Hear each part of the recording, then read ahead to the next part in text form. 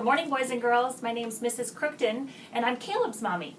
I work at a middle school in Woodbridge, Virginia, and there I get to be the librarian. So I thought it would be fun to share one of his favorite books with you, which is Harry Potter and the Sorcerer's Stone by J.K. Rowling. I'm only going to read about a page and a half because this is a really thick book, but I hope you enjoy it and get excited, maybe want to pick it up yourselves. He read it with his daddy. Okay, so let's start off. The first chapter is called The Boy Who Lived. Mr. and Mrs. Dursley of number 4 Privet Drive were proud to say that they were a perfectly normal, thank you very much. They were the last people you'd expect to be involved in anything strange or mysterious, because they just didn't hold with such nonsense.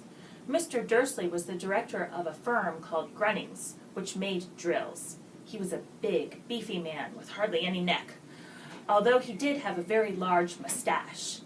Mrs. Dursley was thin and blonde, and had nearly twice the unusual amount of neck, which came in very usefully as she spent so much of her time craning her neck over garden fences and spying on the neighbors.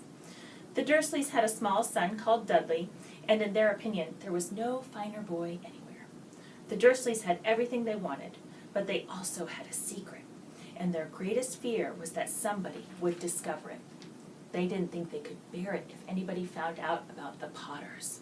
Mrs. Potter was Mrs. Dursley's sister, but they hadn't met for several years. In fact, Mrs. Dursley pretended she didn't even have a sister because her sister and her good-for-nothing husband were as un-Dursleyish as it was possible to be. The Dursleys shuddered to think that what the neighbors would say if the Potters arrived in the street. The Dursleys knew that the Potters had a small son too, but they had never seen him. This boy was another good reason for keeping the Potters away.